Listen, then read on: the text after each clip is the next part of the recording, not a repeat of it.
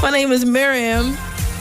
Just gone by, it was a 3FM drive, and here we are. It's a Wednesday with Unedited. So much has been happening today. We began in the morning with Sunrise, and then, of course, Black Rasta came your way with the Urban Blend. And, of course, later on, came in the 3FM drive. And today we went back to the big city to Accra, changing lives with Venom. Now, right now, actually, if you're on X, you probably have noticed that our X space has started. The focus is on exploring the exodus of teachers abroad. And we are asking, why are you running away? Or why are you running? Why are teachers running and leaving the country? Join the conversation on X now. Very, very insightful one it would be. But right here on Unedited, we are hosting our guest virtually via Zoom. She'll be joining us via Zoom. And if you listened to the drive a little earlier on, just before, Giovanni signed out of a show, you would know what we're talking about. It's October, Pink October, if you like. And the focus, our lenses are on breast cancer. We'll be engaging a former GMB contestant who survived breast cancer. She will share her experience, and hopefully by the end of it, you'll be very motivated by what she's been through so far. But here's something to expect in less than 48 hours. You probably have seen the artworks on socials already, but if you're still doubting it, it is true.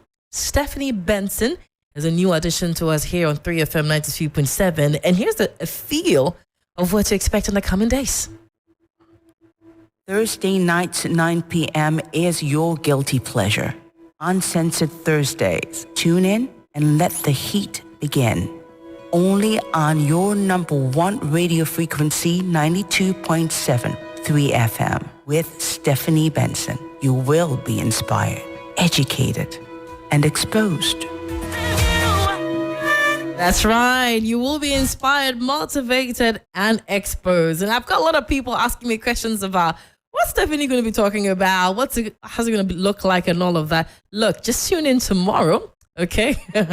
Tune in tomorrow, and yes, you will have all the answers that you have been asking me and chatting me on the side, all right? But if it's Stephanie Benson, it's definitely going to be something really, really exciting, right? So 9 p.m. sharp tomorrow. Don't be late. But I guess you'll be joining us in just a few minutes. But until then, I'll share with you, of course, one of the songs that have been growing on me so strong right after this as well. If you dare to bear your thoughts, are you unafraid of the explicit? Do you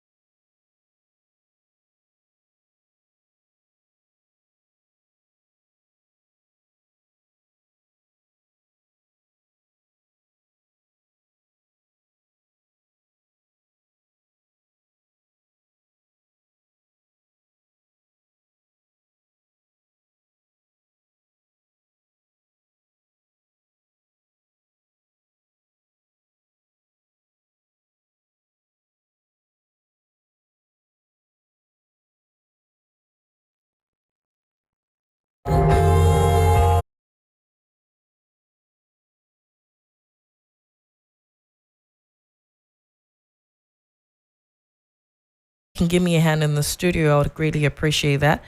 Okay, I think I figured out what it is. So right, let's have it listen to it again. It's a song from a lady by the name Akila, and she calls this one Hello.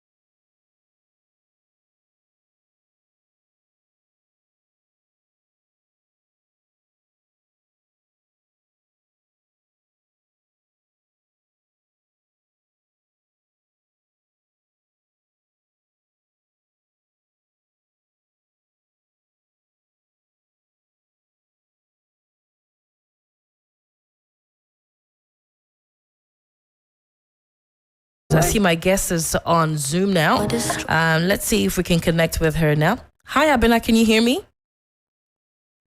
Hello? Hi, Abena, can you hear me? Okay, let me see if I could try that again. Hi, Abena, can you hear me? You can. I can see that you're saying that, but can I? Okay, let's try that. Hi. Can we do that again? Oh, yes, super. Now I can hear you. Good to have you here, Abena. How are you doing? I'm doing well, and I'm excited to be here with you. And I must say, I've been enjoying your show, so good to have me. It's a pleasure to host you. So how's your day been today? What's your typical day like? It's been tedious, up and down. Akufo-Addo's government stressing. You don't want to go there this evening. I don't want to go there. We could do that the whole night and even more. Stressful, but you're still grinding. Yeah. So what, you're working now, or you do a lot of advocacy at the moment? So I'm working. I'm doing about 2 jobs. Oh wow. One, working 2 and schooling as well, and also doing some little philanthropic work that I can in my own means. Fantastic. For the purpose of the audience or the listeners who don't quite know who we're talking about, or we're talking to a queen, first of all. Queen Abena Enchiwa Dapa Dinah. Let's go down memory lane a bit. So what year was it that you were in GMB? 2020, and point of correction, I think you should have added first runner Afghan. This was beautiful, please. Apologies to me. Apologies to you. First runner up. I need to make that clear. Hey, yes, first runner Afghan. This was beautiful, 2020. Such a pleasure. Absolutely. I mean, we'll have a conversation another day about how the pageant had definitely changed your life. But let's dig in straight into a conversation this evening. So, I mean, after the competition, we would assume that you were working on your project and busy doing that and all of that, but you had a rather different outcome. Let's dig into that. How was life after the pageant as far as your health was concerned? Oh, life after GMB was actually fun. GMB. It's I will say it's a worldwide kind of pageant that one enjoy. You become a star, like a superstar. I know, right? It was so fun. Yeah, a whole lot of ups and downs, but then we are still here. Yeah. I think one thing that helped me was I was guided by good people that I think they helped me a lot not to let the little fame that I got to get into my head and not do what I'm supposed to do. Yeah. Yeah, so it was a good one. I enjoyed both the bad, the good, and everything that comes with it. But you did also Yes. discover after the competition, and correct me if I'm wrong, that you had some abnormality with your breast. Yeah, it's so shocking. So I had that before I joined Ghana's Most Beautiful, and I was still Okay. healing. I was still healing whilst I came to GMB. So when I came to GMB, I was still healing. I wasn't fully healed. Are you But I was kidding me? Yes.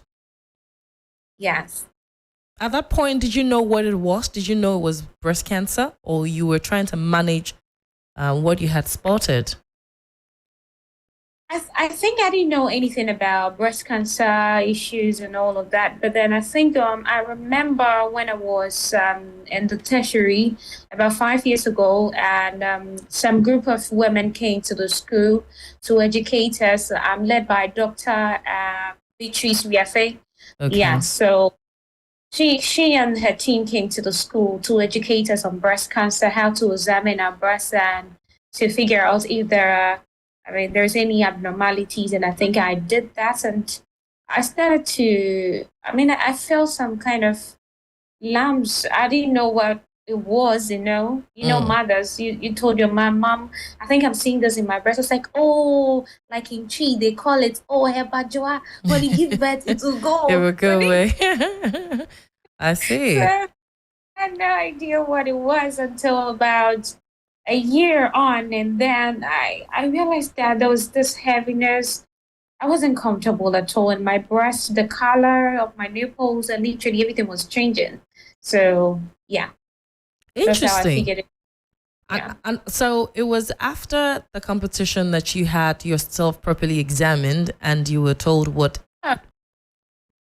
I had done the surgery and everything. Oh. So I was in the healing process when I came to GMB. Right. So I wasn't filled. I had already done the You had already done the surgery. surgery. Okay. Yeah. Now on So I think I did the surgery for 2 months, almost 3 months. Then I joined the pageant. Interesting. Now the time that you received the results of your test and the doctors told you they were cancerous, the lumps you were seeing were cancerous. How did you take it at that point? That's a very difficult question, but then it's not easy to receive like a negative report from somebody that you don't know. All of a sudden, you're just there. They'll call you, try to psych your mind because you're young. You don't know your whereabouts. You don't even understand what's happening. And then you're told to call your parents to come around and a whole lot of frustrations. But I think Confidential Teaching Hospital did me well by psyching me. Seriously, they did psych me because I felt I was too young to experience this. What is this? There is not any history in my family of anybody. Right. There's no history. So I was the only person. So what is this happening? So you know what? The funny part was that the first thing I did was like, no, Charlie, where they am on some yard, they never want to kill me. That's what you thought. You thought it was spiritual, right? You didn't think that it had anything to do. The interesting part was that when I received the reports and everything, African Mothers, I called my mom, and my mom was like, in Jesus' name, this can never be true. So my mother told me not to even do the surgery because this is a spiritual whatever reason that. Right. So at that point when she thought it was spiritual, did you then begin to seek help from, from pastors, from maybe herbalists, spiritualists? I didn't. Maybe it's because I was a science student, so there are certain things I've read and I understood certain things concerning cancer and all of that. Yes, we are in Africa. We all believe in spirits and all of that, but there are certain things that needs to be dealt with, like in a hospital-wise, not about. It's not everything that it's more spiritual and all of that. That's the reason why a lot of people are dying. A lot of young people are dying. A lot of people are dying as a result of this.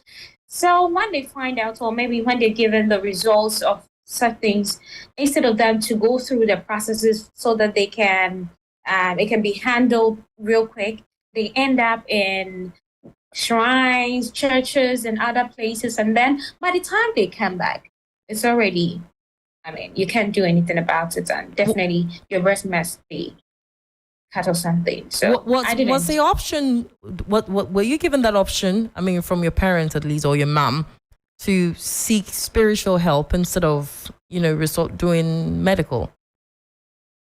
I think I'm one of the people that I can say very stubborn. If I really want to do something, nobody stops me. It's not, in a way, in African setting, they might think that you are arrogant or something. But I felt I'm an adult. I'm more than 18 years. This is my body. And this is what I'm feeling. And why do I seek validation, or why do I seek, yes, you're my parents, I get you, I understand you, but this is me. I am the one going through the pains. You are not the one. I cannot go in and then somebody will sell anointing oil and then I'll be applying it on my breast, and at the end of the day, nothing is working. I'm a good Christian, but there's certain things that need to be dealt medically. So So the early signs that you spotted were the lumps, and the discoloring of your nipples, I suppose. Yeah. Can we go through those signs again? Yes, we can. So, I think with the breast cancer, with the symptoms, I think it might differ. It might differ when it comes to, I mean, different people. Okay. Yeah, yeah, the signs may be like. I felt my, I don't know, my own the discoloration. I felt some kind of sensation. I don't know. I don't know. When you It's say terrible. that there was discoloring of your nipple, so it changed from the normal It color changed to what? the normal color of nipples, is kind of blackish kind of thing. Yes. My own was actually turned into some kind of reddish. Right. Yes. And Mm. it wasn't only one breast, it was the two breasts. That It was was the something that was two. very, yeah, it was, Mm. And the lumps were in both as well. yes. Hmm. That's Interesting. pretty interesting. So the doctor's options were what? To do surgery or to do chemo? What was it? What was the treatment plan? I think it was early detection. So and because I was young and energetic, thankfully they had to do the surgery for me to take cancer lumps, and yes, but it was difficult for me to accept it. I felt this is not true. Hmm. I was in denial several months. I wasn't going. I wasn't showing up. I was in denial. It's not easy to accept that you have this. It's not. So it took a while before I accepted that, okay, let me go and do this for my own self. And here I am. So before that though, before you started the treatment, were you? What would you say was your makeup? Were you an introvert, an extrovert? Were you a social person? Were you? And did anything change after you were told what the deal is? What as far as your health was concerned? Miss Miriam, it's not easy. I'm a talkative. I love to talk around the people that I love. I'm very sociable. I love to be around good energies. But when this issue came up, I withdrew from everything. Hmm. I was on, so I felt I was going to die. I felt, I don't know why. Why me? That kind of, okay, why is the reason? Why me? That kind of feeling. Why? But then the thing is, it's you. So what can you do? Did you feel So that maybe you had done something and maybe I don't know, because you're just telling me that you were wondering why you did you attribute it to something that you may have not done right, or what was going through your head at that time? at a point, I think I had a fought with my elder sister. So in a way, I thought it was my elder sister that was actually behind this whole thing, because she told me, "Ning train now be when we had a fight." Hmm. It was So you thought it was such your big sister who had cast a jinx on you? it became a big issue in the family because my sister said that, and yo, it was just a coincidence. Hmm. It was a coincidence. So when it happens, you start blaming people. You start blaming. I mean, a whole lot of thoughts will come in your mind, and you start to put. I mean, points people like you start to reflect on things people have said to you, or probably a banter you had with somebody, and then it's not an easy thing, and it depresses you as well.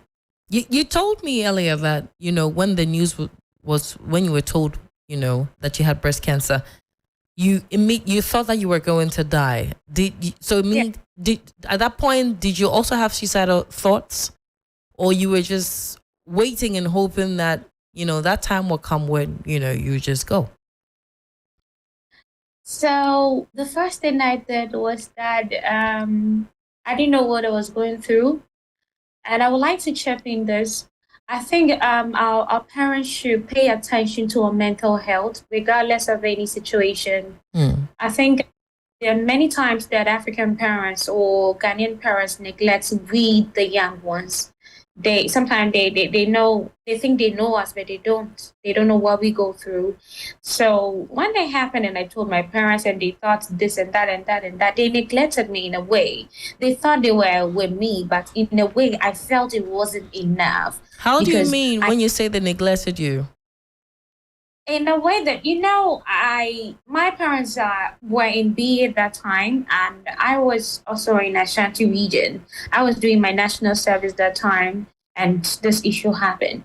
So I expected my parents to show up, like come travel all the way when they had it, but they didn't. Take it seriously because they thought it's something that they've never had. Right.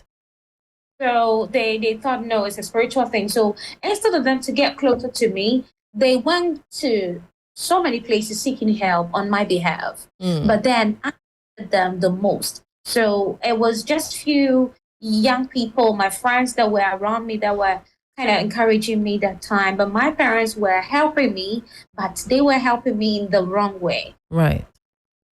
When you went through surgery, were they there as well, or it was just you and your friends? It was only one of my friend that time when I was doing national service, a guy, yeah. He was the only person that I invited. I didn't want to see anybody because I felt ashamed. I felt depressed. I wasn't myself. I didn't want anybody around. So you didn't have the support of your family when you went into surgery? On the day of the surgery, I didn't tell anybody. Oh, you didn't? So they only found out afterwards? Yes. Wow. And Because I was mad. I needed them, but they were at the wrong places. After you came out of surgery, tell me about the recovery time. What was it like? The recovery, it takes time. Everybody and how their body heals. But thankfully, I was healing faster because maybe I was young and then I was eating well as well. Okay. So the healing process wasn't that difficult. But then it becomes difficult when there's no money because there are certain drugs they would have to write it for you to buy. Silicone gel for the a whole lot of stress, antibiotics, this and that. So it's actually, apart from the money wise, it's exhausting, is depressed, everything is frustration. Because you would have to go to the hospital to go and then clean the wounds, open the wounds for them to see whether your healing good is going right. A whole lot. It's stressing. It's stressing, honestly. And It's how did you not an pay? easy- How did you pay for all of that?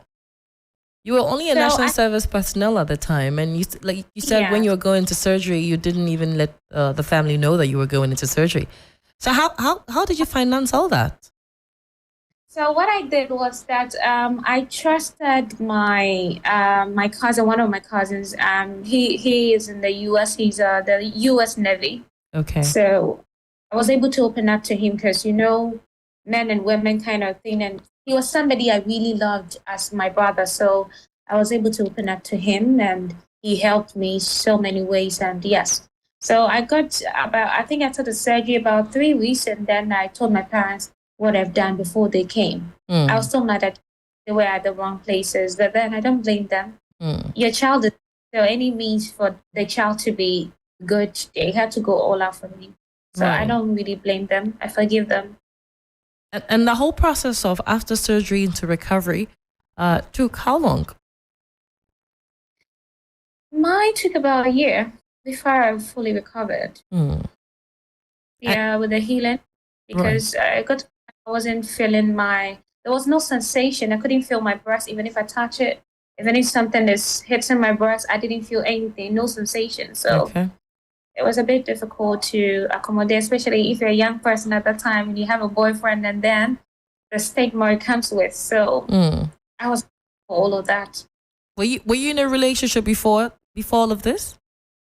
Hey, I was. I see. That must have taken a serious, toll on your relationship then. Yes, the thing is that when It's so surprising, but I don't blame people. You know, people have little knowledge on this breast cancer whole thing. Okay. So, and the stigma it comes with, to be told that, oh, Charlie, your girlfriend, no, she did suffer from this. A lot of guys can contain that. So my guy left without saying any word. He couldn't say, okay, you did that or you did that, and that's the reason why I left. He couldn't. I called him even during the surgery. He couldn't show up because he was scared. And I don't know the reason, but I felt later, I think 2 years, 3 years down the line, he came back and apologized because at that time he wasn't strong enough. He was listening to people because, you know, your girl has this kind of disease. Hey, Charlie, you still there with this girl? The stigma and So he left you because, you know, he didn't want to be associated with the girlfriend who has breast cancer. Yeah, he left. And you forgave him when he came back? What can I do? I believe in forgiveness. I just forgive you, but you have no access. Remember, you don't have any access to me again. I forgive. Just go your way. That's all right. Right. So you forgive him, but you're not dating him, right? Oh no. Okay. No. Interesting. So at what point did the doctors tell you, gave you the green light, you know, that you're cancer free? Was it after the 1 year recovery, or it took, you know, a bit longer than that? It took longer than that because, you know, they had to wait and then make sure that you're fully healed, and then they can do the scans and other stuff to find out whether you're fully healed, recovered, and everything. So yeah it took longer than that. How did this whole process change your outlook on life? Yeah, it did change me a lot. It did. I want to hear. And one event that happened was during the GMB when I qualified for GMB, and then it was time for medicals. I passed the medicals, everything was good, and the time for the physical examination. That was when I felt really bad. So, you know, physical examination, how it goes, you have to take off everything. And so I remember the doctor, I forgot in the hospital. Yes. So the doctor saw me, he saw the scar and I was like, are you serious? I said, yes. And he was like, wow, you're such a strong girl to come to this beauty pageant with this. And I felt alive that time when there wasn't any discrimination at the time. Yeah. Because I was scared. That's definitely maybe when they see that they're going to take me off, though I've qualified and everything, but they're going to take me off because of that. So I was telling my friends that if they do physical examination, I'm not sure I'll go through GMB.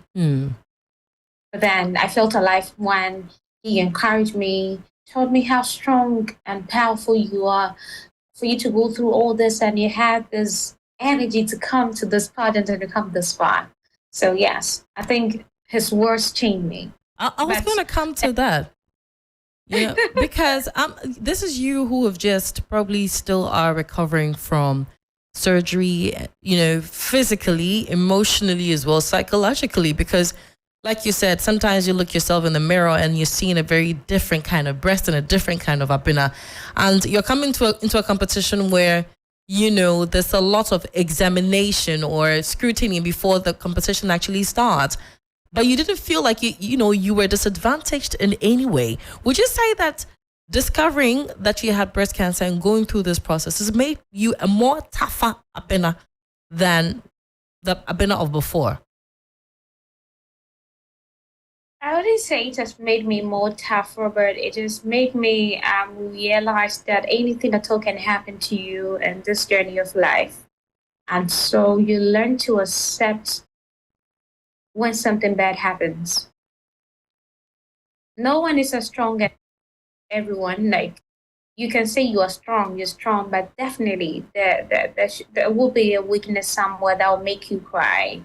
Everybody's okay until you get closer to them to find out, or maybe they start talking to you. Nobody's as strong as that.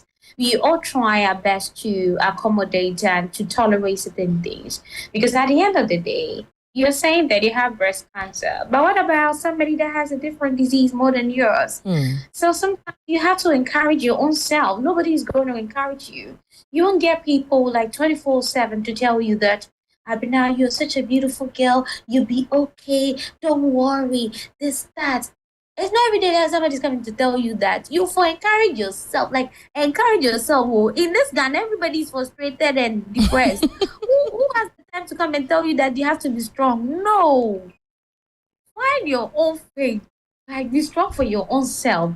One thing that kept me going was that maybe because I was a church girl. So one thing I keep saying that, God, you know this, that you know what, you made this thing happen to me. If you don't take me from this, and then I'm not able, because there's this one thing that I always do. I love to advocate for children. I mean, child abuse and all of that since childhood. So I said, God, I told you that I want to advocate for children. I want to take care of orphans. I want to take care of widows. This is something I love to do. This is something I love doing. So if you're going to take me, and then who is going to take care of these children? That's what they have to encourage yourself. Absolutely. But then it will motivate you and change you in a way. But for you to be more tougher, nobody's as tough as, like, you just have to encourage yourself regardless. Learn to accept certain things, and then you'll be fine. You've got that right. That definitely is true. When you were in the competition, what was your project idea? Was what to in the area of children, or what was it? Yes, it was in the area of children because personally, I was abused when I was young. So I think there's so many things that has happened to me in this life that maybe I have 1,000 reasons not to smile. I have thousands reasons not to even get closer to people, but I don't let that stop me. And it was difficult for me to even let my colleagues know that I was facing this whilst I was in the pageant.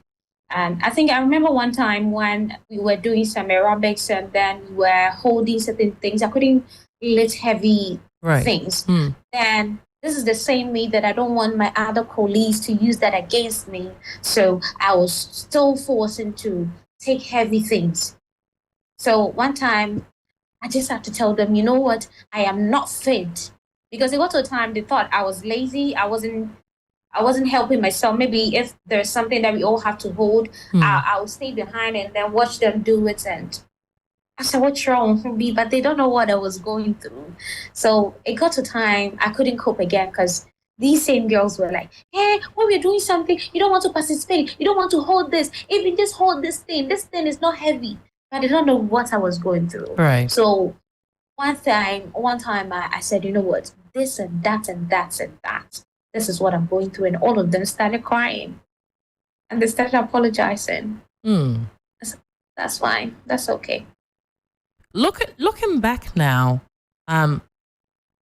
would you have chosen advocating for prevention and treatment, or maybe creating awareness about breast cancer in a competition, using the platform to create awareness? I'm just curious why you chose to promote a different cause. Not that it's not worthy, but you were living with a condition at the time, or maybe recovering from it, and it would have been a perfect opportunity for you to use a platform to do that. Why didn't you do that?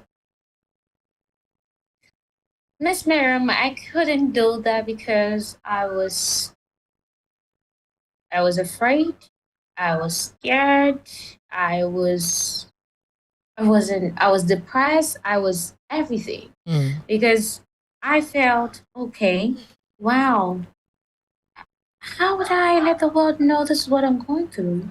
Maybe they're not going to make me their queen, because if I tell them this is what I'm having, definitely people are going to sabotage me. There are a whole lot of thoughts that were coming in mind. It wasn't even easy for me to even talk about this breast cancer thing because I was talking to other people. What do you think? Should I advocate for this? And the people are like, no, you can't do this. You can't. Because, no, if you make people know this is what you're going through, they're going to use that against you. Right. So I was listening to people. I was so afraid it will be used against me. A whole lot. I wasn't I wasn't confident at that time to talk about it. Right. Even from family didn't want me to talk about this issue. So, but would you say that your time in GMB definitely gave you a window of growth where you found purpose and you found a platform to channel out your energy? Would you say that? And did that help in the healing, your complete healing process? Yeah, I learned a lot. It helped me, actually. It did help me because I realized that, at the end of the day, everyone is stopping me from advocating. Everyone is telling me that it's going to be used against me. But I've also thought about the people that can change their life after, I educate them, or maybe I talk about this, how many lives I'm going to touch. Right. So, yes. So what have you been doing lately about, creating awareness and advocating? Yeah, so when we got to this very month, I've been advocating and teaching people on my WhatsApp platforms and other social media platforms as well. So especially, a lot of people come to my DM, ask about it, and then I've been telling them a whole lot. And yes, it's been very awesome when I came out from my show and I said, you know what, no matter what, I'm going to do this for the people. I don't have to listen to anybody again because I'm adult now. So yes, I'm educating people on that, and I think it's helping. Nice one. Let's look at some of the myth around breast cancer, and let's educate people about what they have heard that is not true. Okay. You talk about the fact that you were quite worried about stigma, and that's why you kept it to yourself, for a while. What is it that people have thought of breast cancer that is not true? I want you to take the opportunity, to clear that. Yeah. People think when you have that breast cancer, definitely maybe you've been cursed. And people also believe that definitely definitely God is punishing you because God doesn't want you to give birth because you're definitely going to be a bad mother. That is one thing. And they also believe that probably you want to probably snatch somebody's husband. That was what I was hearing a lot. Really? Because there was one time I heard that one of my aunties came to me and asked that she has a very she wanted to have a convo with me, and I said okay. And she sat me down for about 2 hours interrogating me to tell her the truth, whether I've snatched somebody's husband and it's a care so that they go, and then I cried. I said, I don't know what you're talking about. I am a young woman. I need a young blood. What did you say? You're funny. Anyway, that was just by the way. But just in case anybody's listening, that's her preference. She prefers somebody who's younger and hot-blooded. Okay, so they thought that, it was a curse because you had tried to snatch somebody's husband, right? Yeah. Okay. So so people need to know that it's not as a result of a curse, and also that it's not a death sentence. But would you what advice would you give to women generally, especially women who are battling what you have battled before? What I can say is that first of all, it has to do with the mindset first. It has to do with the mindset. Sometimes when something happens to you, you can die before. You can die. I don't know how to even put it for my listener to understand. It has to do with the mind. Mm-hmm. How to process the whole thing, how to accept the whole thing when you're in denial, like you don't know what to do. So everything has to do with the mindset. So first of all, it's not easy for you to fathom the fact that, okay, yes, I have this. Okay. So if you've told this before or you are battling this, it has to start with the mind. Just tell yourself you're going to survive. Follow everything that you need. And then doctor's prescription, whatever. I think you're going to be fine. It's just sad sometimes. Maybe we don't follow the doctor's prescriptions and other stuff, and then we end up losing our breast. That's the saddest part. But I think when you are so determined to fight it, you can. Do you go to check from time to time now? Oh yeah, I did. Even this Okay. month I did, and I've led about 10 or 11 group of girls to also check. And I think I'll be going to some schools here in Ashanti region to be talking to them on the Okay. 20th concerning breast cancer. So yeah, What's the future looking like for Abina? the future is beautiful, just like you. Oh, thank you. The future is Albina is definitely going to be a serious advocate for breast cancer, and Albina is ready to learn, to evolve, and to become who she actually wants to become. Yeah. I have been really inspired by my conversation with you. I mean, you clearly are special.